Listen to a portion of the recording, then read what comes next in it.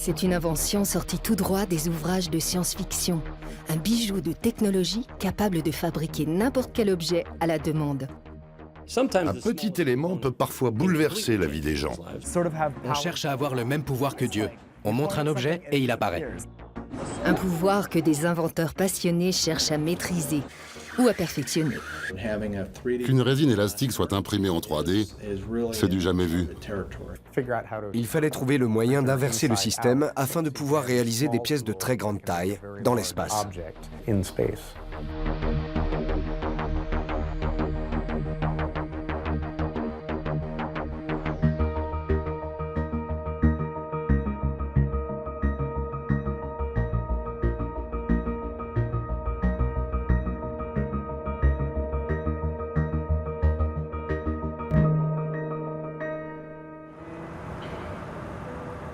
Voici le Fab Lab de Berlin, où se rend Nicolas Huchet. Dans ce laboratoire-atelier collaboratif, inventeurs et bricoleurs peuvent créer et fabriquer leurs propres objets à l'aide de modèles open source, c'est-à-dire disponibles gratuitement sur Internet. Le jeune Français de 33 ans a un projet personnel et se donne 3 mois pour le réaliser. Des gestes simples me prennent parfois beaucoup de temps. J'ai eu un accident du travail à l'âge de 18 ans. J'étais mécanicien, ouvrier. J'ai eu un accident un matin, voilà, erreur de manipulation. Et j'ai perdu ma main en fait. Donc j'étais quand même très en colère contre la vie d'une manière générale. Voilà, d'une manière générale, je détestais la vie quoi. Enfin, pourquoi c'est dégueulasse. Et ça c'est difficile, à 18 ans, ouais. 18 ans, c'est pas un âge où ça devrait arriver. Enfin, ça devrait arriver à personne, des accidents comme ça. La toute première prothèse de Nicolas était loin de lui donner satisfaction. Il y a 4 ans, j'ai découvert qu'il y avait des nouvelles prothèses qui existaient, en fait, qui bougeaient tous les doigts, qui étaient plus perfectionnées. Et sauf que celles-ci, elles n'étaient pas remboursées par la Sécurité sociale française. Jusqu'au jour où il découvre la culture maker, tournée vers la création et les nouvelles technologies. C'est par hasard, j'étais à une journée porte ouverte à Rennes et j'ai vu une espèce de machine un peu fait maison, une petite machine qui fabriquait des pièces. On m'a dit que c'est une imprimante 3D. Voilà. Et j'ai dit, mais une imprimante 3D, dans ma tête, j'ai bien compris ce que ça voulait dire, imprimante 3D, mais pour moi, c'est quoi? C'est le futur, quoi. Ça y est.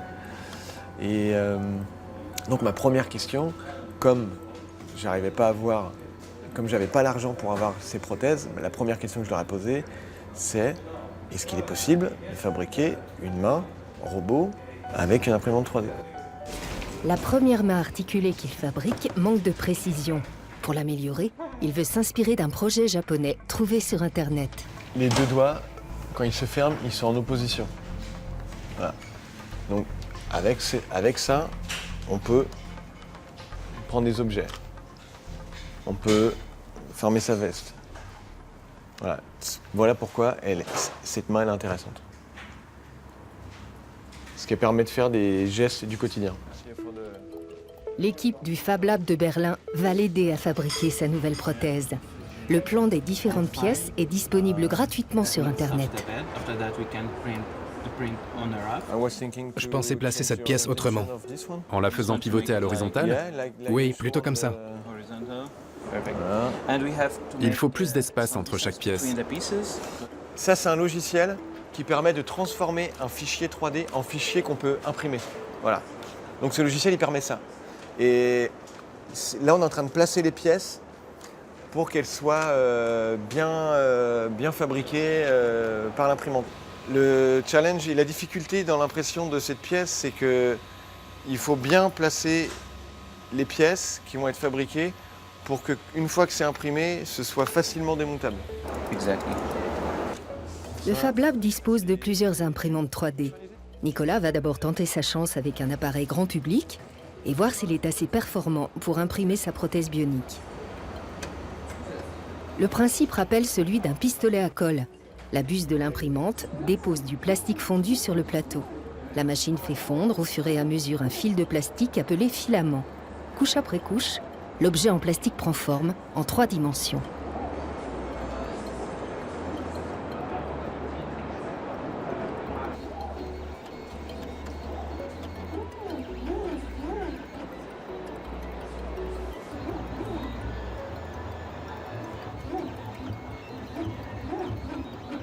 Il faut compter 2 heures pour imprimer un doigt de la prothèse.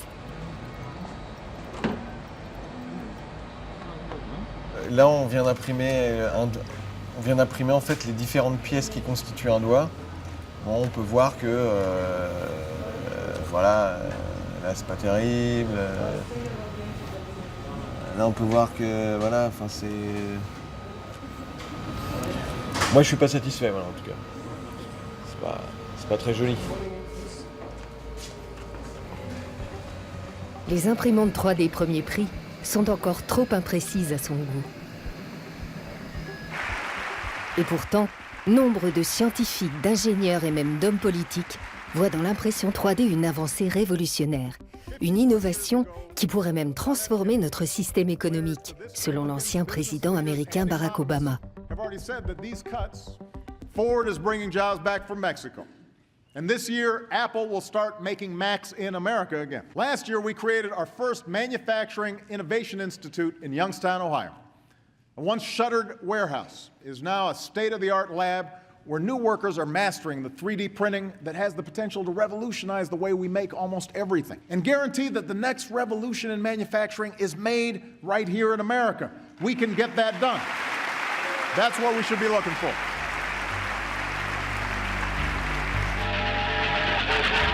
Dans la deuxième moitié du 19e siècle, la vapeur et l'acier font entrer l'Europe et les États-Unis dans l'ère industrielle.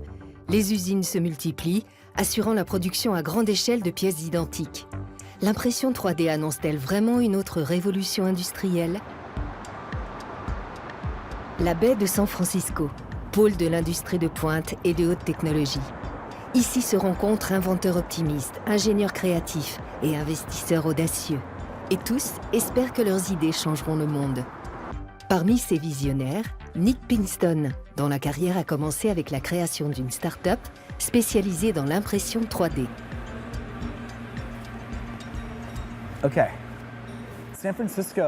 San Francisco a toujours été une ville pionnière, et pas seulement pour les nouvelles technologies.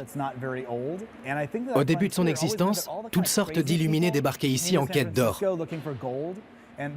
Sur les réseaux sociaux circule un célèbre article de journal qui date du 19e siècle, mais qui n'a pas pris une ride. San Francisco y est décrit comme un endroit délirant où vous trouverez l'argent pour financer tous vos projets, même les plus fous.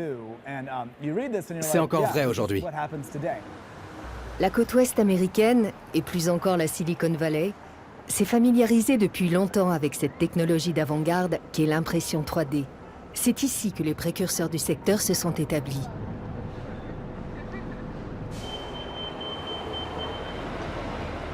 Daniel Suarez est auteur de techno-thrillers.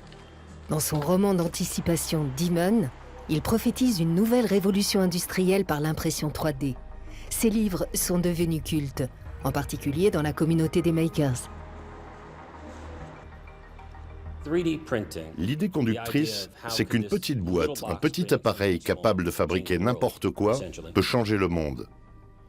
Et cette idée est devenue réalité avec l'impression 3D. Un petit élément peut parfois bouleverser la vie des gens, surtout s'il s'agit du bon élément créé au bon moment. Les livres de Daniel Suarez décrivent un monde où la chaîne de production mondialisée s'effondre et où des communautés connectées par Internet créent de nouveaux circuits économiques locaux.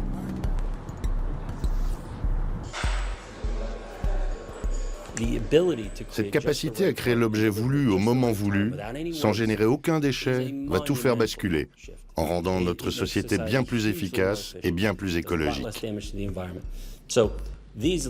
Ces petits appareils capables de produire n'importe quoi auront donc un impact considérable. Ce que je vais dire risque de déplaire, mais selon moi, avec cette forme d'ingénierie, on cherche à avoir le même pouvoir que Dieu. On montre un objet et il apparaît. C'est le plus grand pouvoir qu'on puisse conférer à l'homme. L'industrie aéronautique a elle aussi vite compris l'avantage qu'elle pouvait en tirer. notamment en remplaçant certaines pièces métalliques lourdes des avions. Car plus un avion est lourd, plus il consomme de kérosène. Dans les hangars d'Airbus à Hambourg, cette transition est pilotée par Peter Zander et son équipe. L'impression 3D leur a déjà permis de réduire le poids d'une charnière.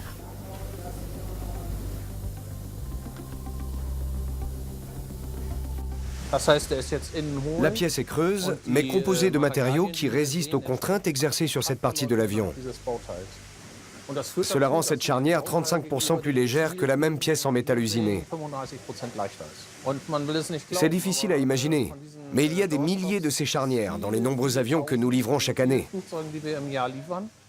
Si nous pouvions toutes les remplacer, nous économiserions 4 tonnes de matériaux, dans un avion ayant une durée de vie de 25 ans. En dessinant de nouvelles pièces, les concepteurs s'inspirent de la nature. Fini les angles droits et le métal massif. Les lignes sont plus élancées, presque organiques. Et en plus d'être élégantes, ces pièces sont bien plus légères que celles moulées ou fraisées dans du métal.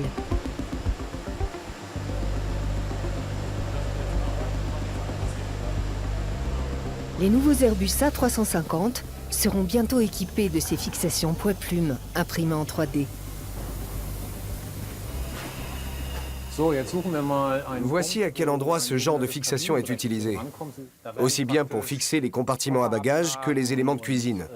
En bref, tout ce qui constitue l'habillage intérieur. Voilà à quoi servent ces pièces.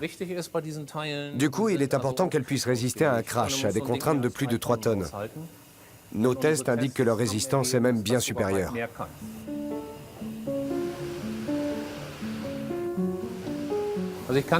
En 2012, la plupart des gens me prenaient encore pour un fou. Mais parfois, il faut savoir suivre son idée et pousser la recherche jusqu'à obtenir une pièce qui pourra vraiment être utilisée. Et c'est comme ça qu'on arrive à convaincre les autres. Pour une résistance équivalente, les pièces imprimées en 3D vont permettre d'alléger l'avion et donc de le rendre plus économe. Nous en sommes à examiner chaque recoin de l'avion, à la recherche du moindre élément pouvant être remplacé par une pièce imprimée en 3D. Il y a 4 ans, personne n'y aurait cru.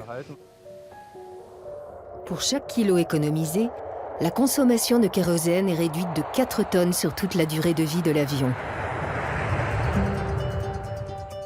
Premium Aerotech, une filiale d'Airbus, espère dans le futur tirer de l'impression 3D le plus grand nombre de pièces possible.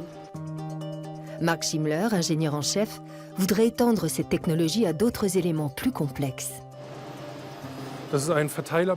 Voici un bloc de distribution hydraulique que l'on retrouve à différents endroits d'un avion. On voit que cette pièce a été découpée dans un gros cube de métal. Nous pouvons comparer la même pièce imprimée en 3D. Il est évident que celle-ci est bien plus légère, puisqu'on utilise le strict minimum en matériaux pour modeler les conduits, qui peuvent être plus courbes, donc bien plus fonctionnels. La différence entre ces deux pièces saute aux yeux.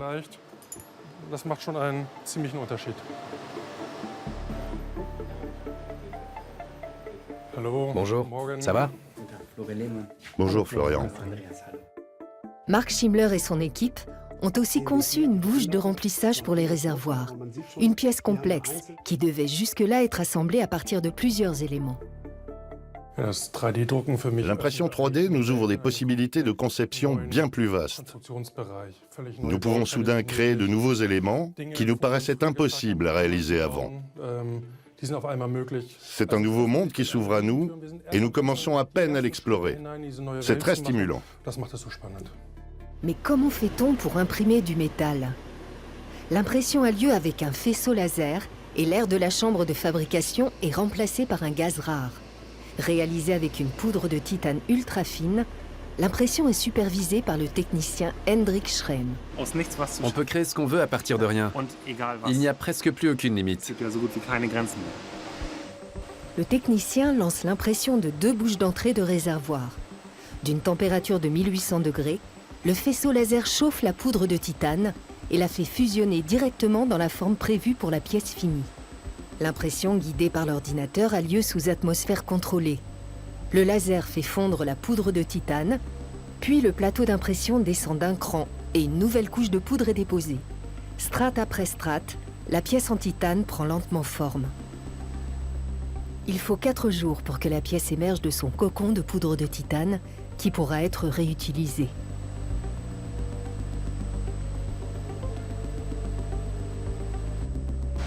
Alors, Hendrik, Les pièces sont prêtes. la pression est terminée, tu peux les sortir? Oui, je vais les dégager et vérifier le résultat. Super. La poudre de titane restante doit être aspirée avec précaution. D'après nos fiches de sécurité, la poudre de titane est susceptible d'être cancérigène. Elle est si fine qu'elle pénètre dans la peau et les poumons et ne peut pas être éliminée par l'organisme. C'est le risque majeur.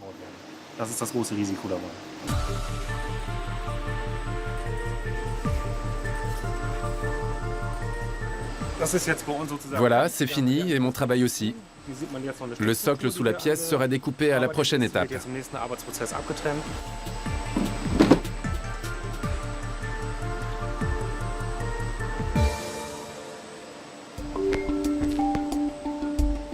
Airbus aussi possède ses propres imprimantes 3D. Peter Zander et son équipe testent différents réglages pour ces appareils ultra perfectionnés qui utilisent simultanément 2 lasers. On en est où exactement? À la couche 7560 sur 10 200 en tout. Encore 6 heures d'ouvrage et la pièce sera prête. C'est cool de voir les 2 lasers en même temps. Tu imagines quand il y en aura 8? Ça ira encore plus vite. Obtenir une qualité optimale n'est pas aussi facile qu'on l'imagine, surtout quand il s'agit de métaux. La température du laser, qui est bien supérieure à 1000 degrés, génère de fortes tensions, donc la matière menace toujours de se fendre.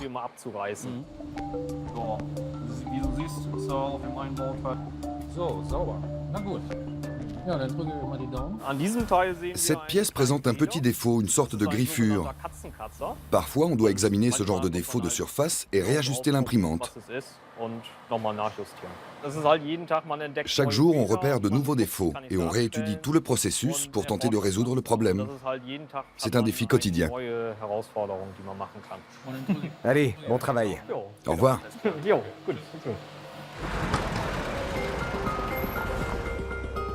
Bruxelles accueille une Maker Faire, un salon dédié aux inventeurs et bricoleurs nouvelle génération. Nicolas Huchet est lui aussi au rendez-vous. Lors de ces salons, organisés partout dans le monde, entrepreneurs et start-up viennent présenter leurs derniers projets. Des inventions, simples ou complexes, censées rendre la vie plus facile ou plus gaie. L'impression 3D y tient souvent la vedette. Vive la France! Je peux les essayer? Oui. Pas mal. Ça prend longtemps à imprimer? 20 heures. 20 heures. Et ça revient à combien? Environ 50 €. On peut faire ça pour 50 €? Nous produisons un filament élastique baptisé Filaflex, qui est le plus flexible des filaments pour impression 3D. C'est un matériau novateur qui offre un large éventail de possibilités, comme imprimer ses propres chaussures chez soi. Actuellement, seul le plastique peut être utilisé dans les imprimantes 3D pour particuliers. On pourrait l'utiliser pour une prothèse?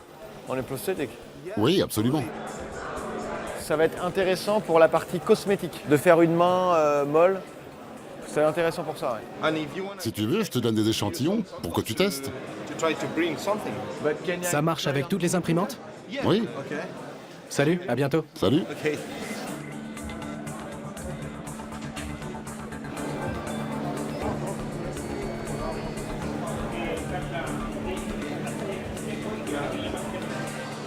La star du salon. Un robot humanoïde entièrement fabriqué par impression 3D. Son créateur, le designer français Gaël Langevin, est l'un des pionniers du domaine. Ça va? Ouais. Nicolas veut suivre son exemple. Il lui demande des conseils et des explications sur sa dernière innovation. Ils peuvent aller de 4,8 à... Mais la partie vert et noir, c'est... Alors la partie de verre, c'est imprimé en 3D. Et ensuite, c'est repeint un petit coup de bille, après avec un petit feu. Génial. Mais alors, on reconnaît l'artiste, quoi. Et à l'intérieur, il y a la caméra au fond. Ouais. On peut faire un petit handshake? Tu penses? J'aimerais bien. Shake hand. Pour Nicolas, serrer la main du robot est un geste chargé de sens. Il représente le début de mon projet en fait. Au départ, sur Internet, on a cherché une main bionique pas chère, et puis on est tombé sur une main où les plans étaient partagés. On pouvait télécharger les plans et c'était cette main. Il y a un sentiment, il y a tout un passé en fait, il y a toute une histoire. C'est clair. Bon, je vais en venir. Ok, disons qu'elle sert fort ta main. Oh, ça va. C'est une main en plastique, ça va pas faire grand chose. Donc c'est pour ça que je n'apporte pas. Parce que on n'a pas fabriqué une prothèse, par contre on a fabriqué une main robot qui m'a permis à moi d'apprendre à faire de l'impression 3D et qui m'a permis d'accepter mon handicap.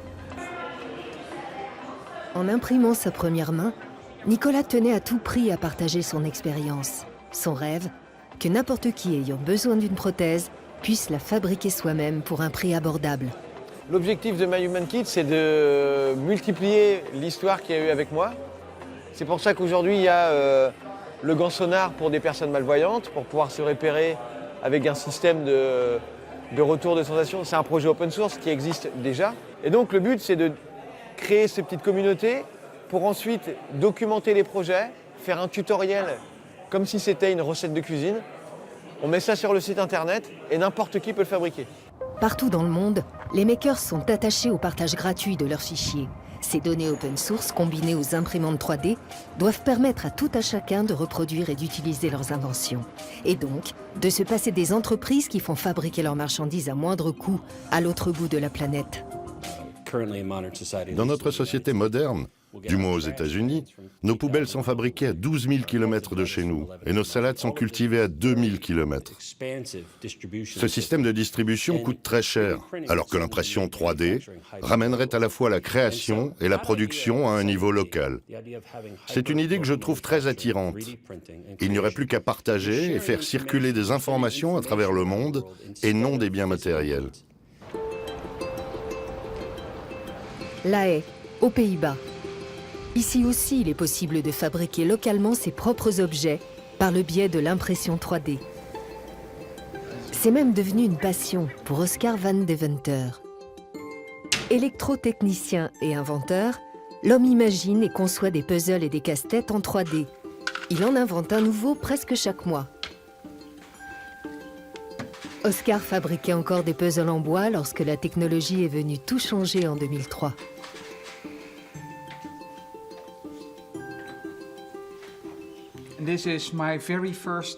Voici mon tout premier puzzle imprimé en 3D. Le but du jeu est de dégager l'anneau qui coulisse à travers tout le labyrinthe. Mais parvenir jusqu'au drapeau n'est pas évident.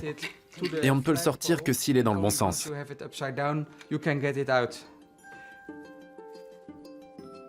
Ce puzzle est un parfait exemple de ce que l'impression 3D me permet d'obtenir. Toutes ces parties vides, une machine classique travaillant le bois n'aurait pas pu les découper.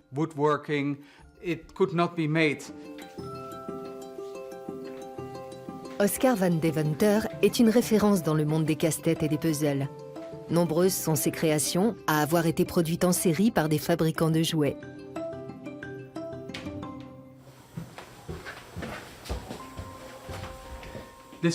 Bienvenue au studio Oscar. Voici Oscar's Cube, mon tout premier puzzle produit en série. Ces nouveaux jeux, il les conçoit sur ordinateur.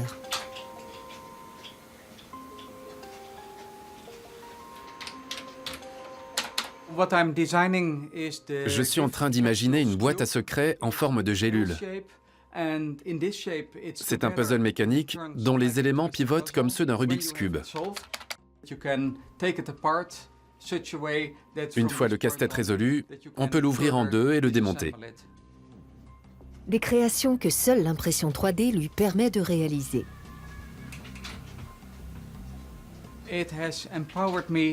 Cela a été une révélation pour moi.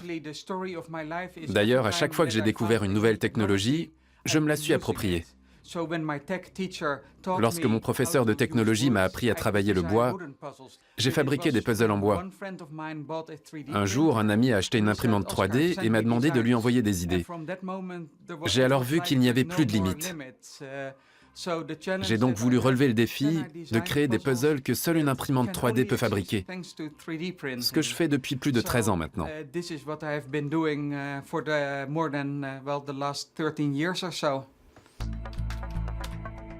Oscar fait fabriquer ses puzzles par une société d'impression 3D basée à Eindhoven. Il lui suffit d'envoyer les plans par Internet et le site calcule automatiquement le prix de l'impression.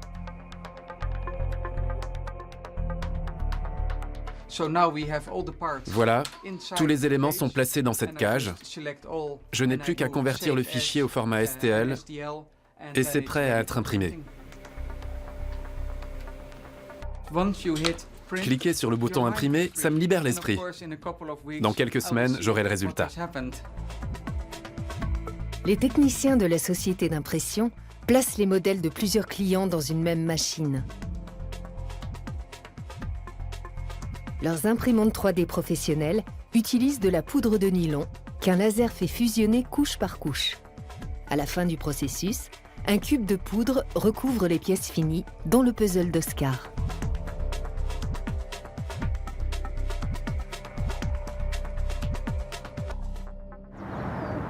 Tous ne prédisent pas un avenir radieux à l'impression 3D. Elle a peut-être lancé la carrière de Nick Pinkston, l'entrepreneur californien en génie mécanique, mais sa nouvelle start-up s'en est détournée. Il propose aujourd'hui une plateforme en ligne pour produire des pièces de métal en petite série, au moyen de fraiseuses classiques.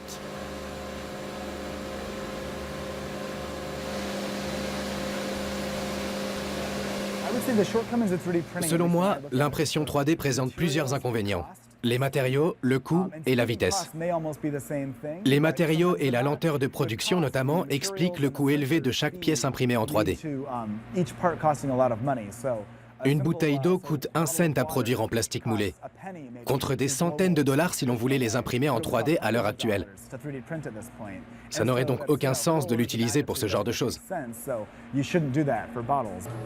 Il estime que cette technologie restera cantonnée à la fabrication de prototypes ou de produits spéciaux en série limitée.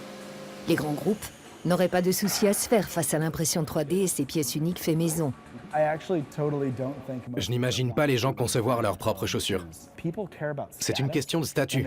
Personne ne veut avoir l'air ridicule. Or, porter des chaussures de marque, c'est quasiment l'assurance d'avoir du style, puisqu'elles ont été conçues par un designer. Ce rêve de l'impression 3D a quelque chose d'utopique. Basés eux aussi dans la Silicon Valley, les grands du web tels que Google et Facebook ont su se rendre incontournables dans nos vies. Une majorité d'entrepreneurs et d'investisseurs tablent sur le même succès pour l'impression 3D. Beaucoup placent leurs espoirs en cet homme, Joe DeSimone, professeur de chimie. Sa start-up, Carbon, a mis au point un procédé rendant l'impression 3D apte à la production à grande échelle. C'est comme un super pouvoir. Personne d'autre ne l'a. Aucune autre technologie ne permet d'obtenir un tel élastomère. Qu'une résine élastique soit imprimée en 3D, c'est du jamais vu. Elle possède les mêmes propriétés que du polyuréthane classique moulé par injection-réaction, mais avec une structure complexe en treillis. Ce type de structure est très demandé, par exemple pour améliorer la foulée dans des chaussures ou rendre des appareils auditifs plus performants. Autre avantage de ce procédé, il est bien plus rapide que les imprimantes 3D existantes. Même Wikipédia définit l'impression 3D comme un processus semblable à l'impression 2D, avec un simple empilement de couches. Et pour cela, il nous a fallu réfléchir comme des chimistes, et non comme des ingénieurs mécaniques. Les investisseurs se sont précipités. Sa start-up, logée dans un ancien garage automobile, a été financée à hauteur de 100 millions de dollars. Nous allons imprimer cette pièce, dont la structure ressemble à du tissu osseux. Elle est alvéolée et donc légère, mais aussi très solide, comme la nature l'a imaginé. Seule une imprimante 3D peut la reproduire. Le plateau va s'abaisser dans le bain de résine liquide qui est photosensible. Au fond se trouve un projecteur de lumière ultraviolette. C'est un peu comme un aquarium, rempli d'un liquide photosensible et muni d'un projecteur. Là où la résine liquide va être touchée par le faisceau de lumière UV, elle va durcir. Voilà comment fonctionne cette méthode. C'est parti, la lumière est projetée du dessous. Nous contrôlons aussi l'oxygène, puisque le fond de la cuve y est perméable et qu'il évite à la résine de durcir. En équilibrant ces trois paramètres, en maîtrisant les réactions physiques entre la résine, la lumière et l'oxygène, nous pouvons créer ces pièces étonnantes. Le processus ne prend que 6 minutes, contre plusieurs heures avec une imprimante 3D classique. Il a fallu des années de recherche et développement pour aboutir à cette technologie, désormais commercialisée.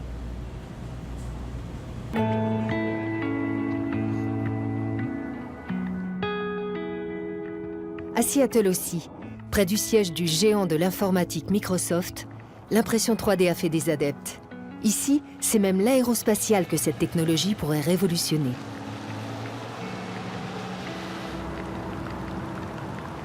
Dans les bureaux discrets de Tethers Unlimited, qui travaille pour la NASA, l'ingénieur Robert Hoyt voit les choses en grand. Une imprimante 3D normale est une petite boîte dans laquelle on fabrique un objet encore plus petit. Nous voulions pouvoir imprimer d'immenses antennes ou structures dans l'espace. Il fallait donc trouver le moyen d'inverser le système afin de pouvoir réaliser des pièces de très grande taille. L'objectif, permettre à la NASA de ne plus envoyer de grands éléments dans l'espace, mais seulement de petits appareils.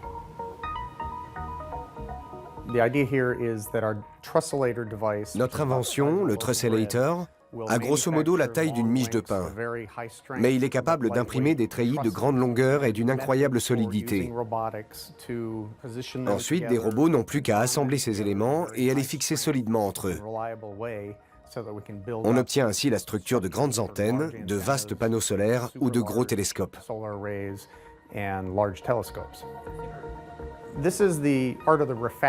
Voici une partie du module Refabricator, que nous enverrons sur l'ISS en 2018 et qui permet le recyclage. Les astronautes pourront récupérer leurs déchets en plastique, tels que les emballages ou les assiettes, et les placer dans cet appareil. Celui-ci fera fondre le plastique et le transformera en un filament de très haute qualité pour impression 3D, enroulé sur sa bobine. Ils disposeront aussi d'une imprimante 3D qui, à partir de ce filament, leur permettra de fabriquer des outils, des éléments pour satellites ou des pièces de rechange pour la station spatiale.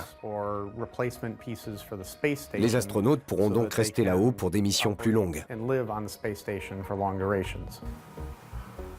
Interdiction de filmer le laboratoire. Les prototypes de ces machines ultramodernes sont strictement confidentiels.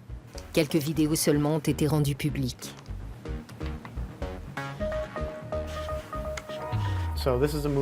Là, on peut voir les tests avec l'un de nos premiers prototypes installés à l'extérieur du laboratoire.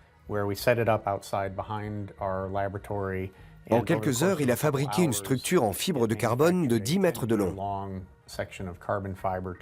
Cela équivaut à une vitesse de 5 cm par minute, ce qui semble lent.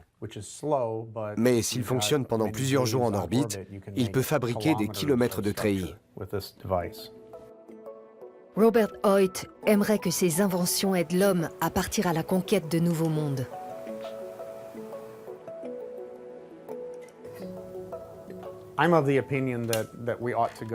Je suis partisan de coloniser tout le système solaire. Peu importe qu'il s'agisse de Mars, d'astéroïdes ou de Lune, je veux seulement que l'homme voyage plus loin que la Terre. Cela prendra peut-être 10 à 20 ans. Mais dernièrement, tout s'accélère dans l'industrie spatiale.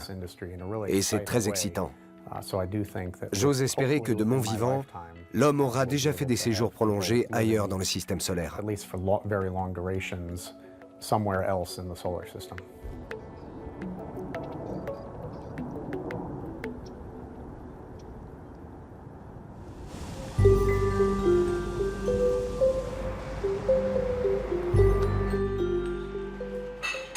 De retour à Berlin, où Nicolas Huchet et ses camarades du Fab Lab continuent à travailler sur sa prothèse bionique. Afin d'imprimer une emboîture adaptée à son moignon, ils doivent en prendre les mesures à l'aide d'une application de scanner 3D.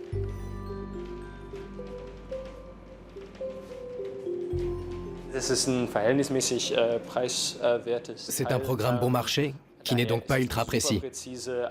Mais il a tout de même 1 ou 2 mm de précision, ce qui est suffisant pour cet essai, selon moi.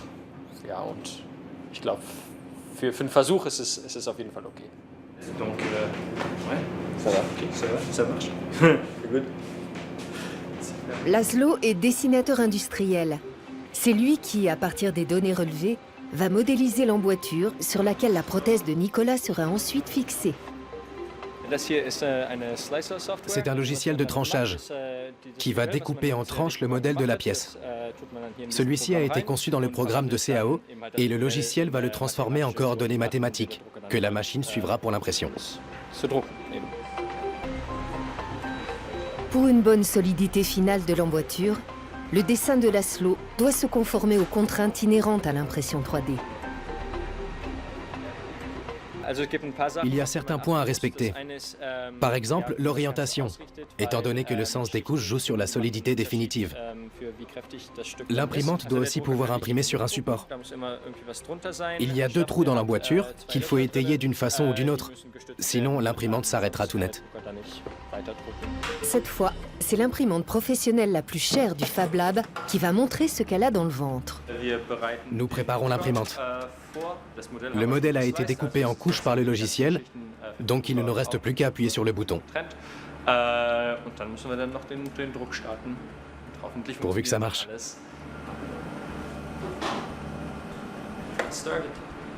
C'est parti pour 12 heures.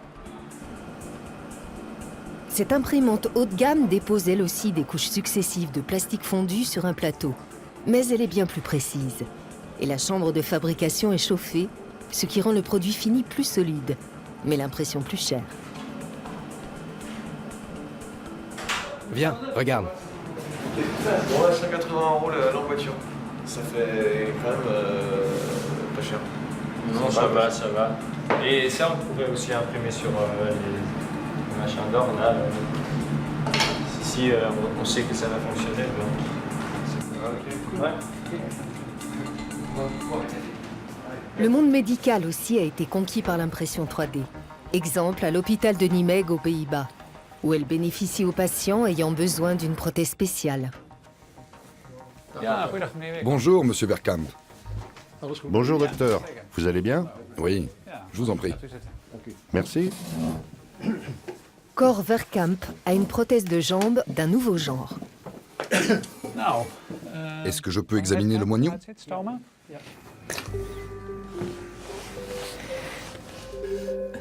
Tout m'a l'air parfait.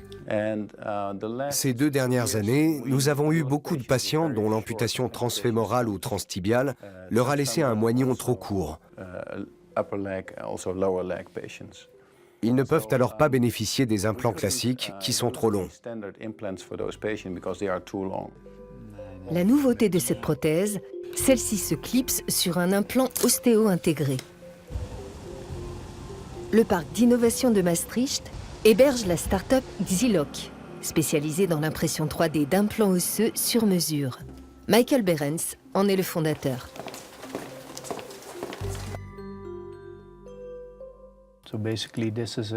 L'implant est propre à chaque patient. Il est conçu sur mesure pour être fixé dans l'os. Si je place le calque représentant le squelette, vous voyez qu'il s'insère parfaitement. C'est le dernier cri de la technologie.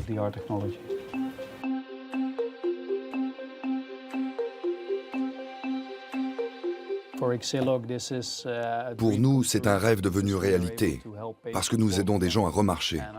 Ça n'a pas de prix. La société possède 5 imprimantes 3D professionnelles, fonctionnant avec différents métaux.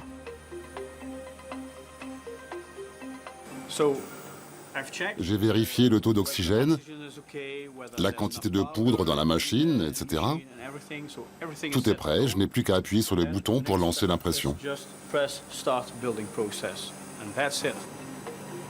Aujourd'hui, 5 implants osseux vont être imprimés simultanément, adaptés au millimètre près à l'anatomie de chaque patient.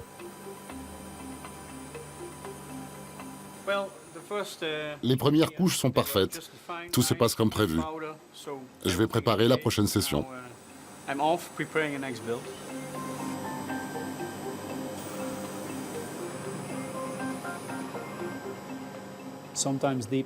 Parfois, avant de rentrer chez moi le soir, je passe jeter un coup d'œil aux imprimantes et vérifier que tout fonctionne. J'ai toujours hâte de voir le résultat le lendemain matin.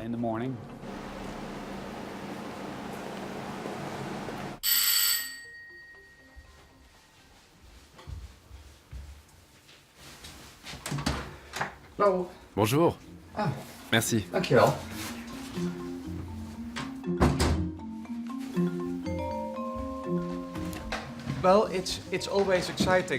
Je ressens toujours une pointe d'excitation quand je vérifie si toutes les pièces sont bien là.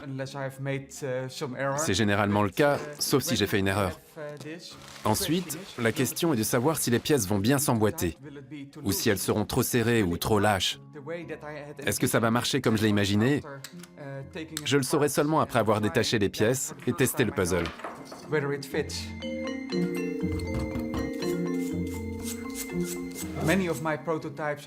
Beaucoup de mes prototypes sont des échecs.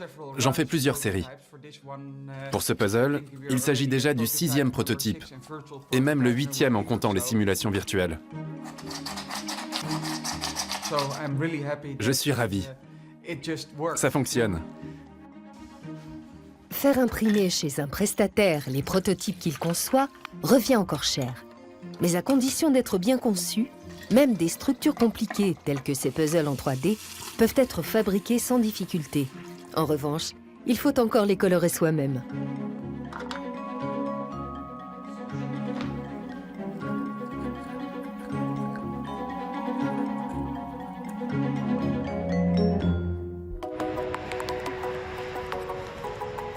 L'avenir de l'impression 3D ne se joue pas que dans la Silicon Valley, mais aussi en Allemagne.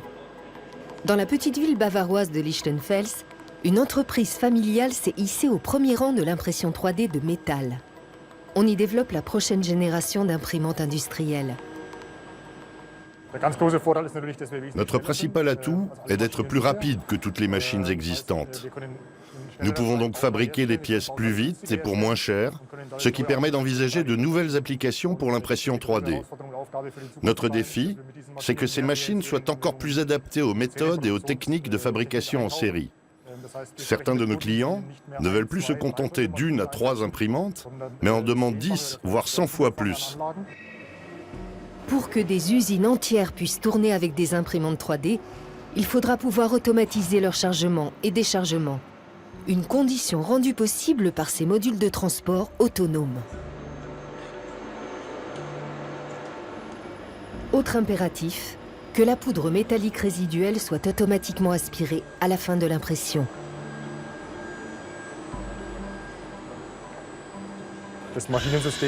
L'appareil devant nous est révolutionnaire dans la mesure où, dès sa conception, il a été fait pour la production en série à grande échelle et pour l'automatisation.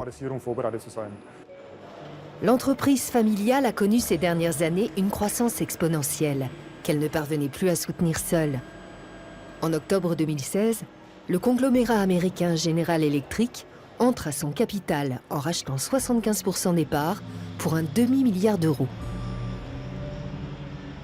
Un succès mérité pour Frank Herzog, le fondateur, qui a conçu et fabriqué lui-même les premières imprimantes 3D de la société.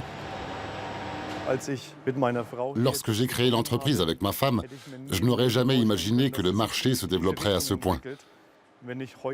Et c'est très excitant d'imaginer ce qui sera techniquement possible dans 10 ou 15 ans.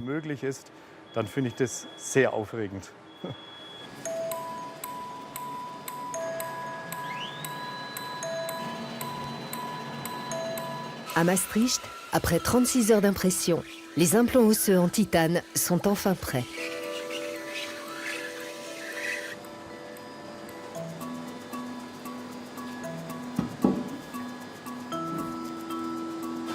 Michael Behrens, le directeur, vérifie lui-même la qualité de l'impression. Wow. C'est parfait. C'est ce qu'on appelle du beau travail. Voir enfin les implants imprimés sortir de la machine, c'est toujours un grand moment. Cette session est très réussie, en particulier pour la structure en treillis, dans laquelle le tissu osseux va croître. Une fois imprimés, les implants doivent tout de même passer dans une fraiseuse. Avant, je travaillais dans la Formule 1, où il fallait aller toujours plus vite. Là, je fais quelque chose pour les autres, pour sauver des vies. C'est un sentiment agréable.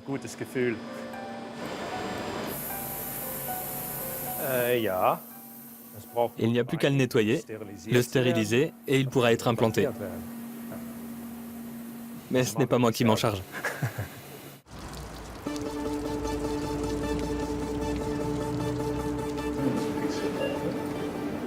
Les chirurgiens orthopédistes de l'hôpital de Nimègue procèdent à l'implantation. Le patient devra attendre 3 mois avant de pouvoir s'appuyer sur sa jambe. À chaque fois que nous insérons un implant, nous voyons que cela colle parfaitement. Je n'ai jamais vu d'implant aussi bien conçu et ajusté. Je ne crois pas qu'on puisse faire mieux. Nous pouvons à présent aider des patients avec des moignons très courts, ce qui était impossible jusque-là. Très bien, Cor. Dernier test. 3, 2, 1, c'est parti. Aussi vite que possible. Super.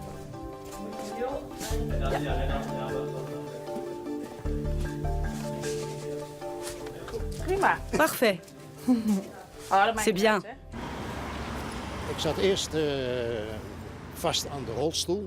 J'allais me retrouver en fauteuil roulant, et la prothèse ostéo-intégrée a résolu beaucoup de mes problèmes.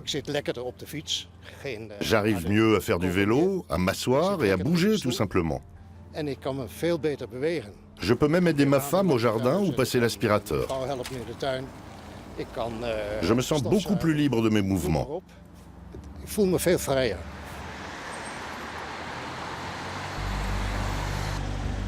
Au Fab Lab berlinois, toutes les pièces composant la prothèse de Nicolas sont sorties de l'imprimante. D'abord l'index, puis cette partie, c'est ça? Il faut maintenant assembler chaque élément.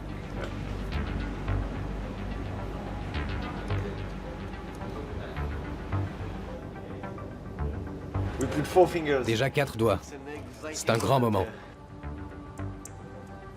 Bah moi c'est excitant parce qu'après je sais comment ça se fabrique et je peux le fabriquer avec d'autres personnes. Et je sais de quoi je parle, c'est surtout ça qui est important. Je sais de quoi je parle. Voilà. Ça c'est le plus important. Voilà. Sa prothèse bionique est quasiment finie. Il a photographié et détaillé chaque étape pour son site web. Voilà.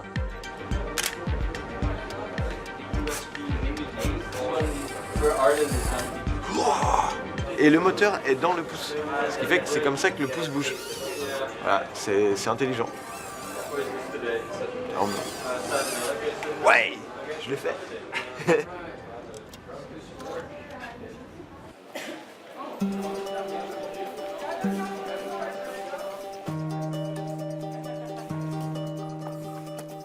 Dernière étape, Nicolas doit fixer les capteurs de mouvement au bon endroit sur son moignon. Ces contractions musculaires actionneront la prothèse. C'est bête, hein? Ouais.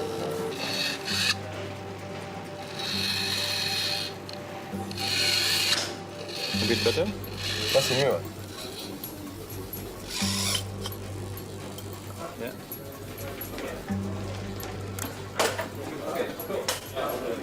And then we can have a drink.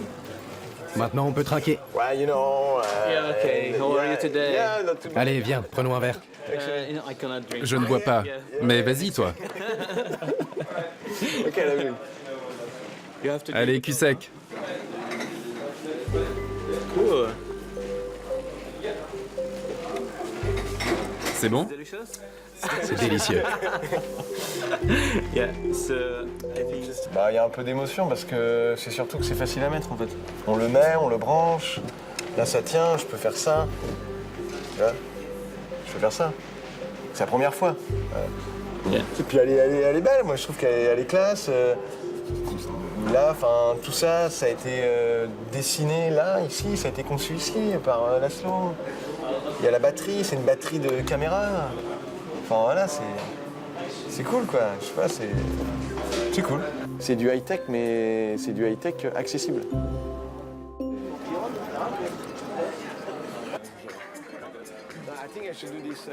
Hey, bon dia, tudo bem? Les plans de la prothèse bionique de Nicolas peuvent être téléchargés gratuitement sur sa page web. C'est une révolution dans la tête en fait. Je me serais jamais imaginé faire ça il y a 6 ans en fait. Je pensais jamais. Avec sa prothèse faite maison, Nicolas semble avoir trouvé un nouveau sens à sa vie. Par rapport à mon accident, c'est... Tu vois, aujourd'hui, je me dis, c'est cool d'avoir eu mon accident. C'est chouette. L'impression 3D va-t-elle réellement faire entrer le monde dans une nouvelle ère ? Une autre révolution industrielle est en cours. Et elle ne vient pas que de l'impression 3D, mais de toute la fabrication numérique. C'est tout un système qui est en train de changer. La fabrication d'objets a longtemps été un secteur réservé aux grandes entreprises. Qu'un nouvel outil aussi puissant existe, permettant à tout un chacun de fabriquer ce qu'il veut quand il veut, c'est une perspective réjouissante. C'est une démocratisation de la production et la fin de la mondialisation.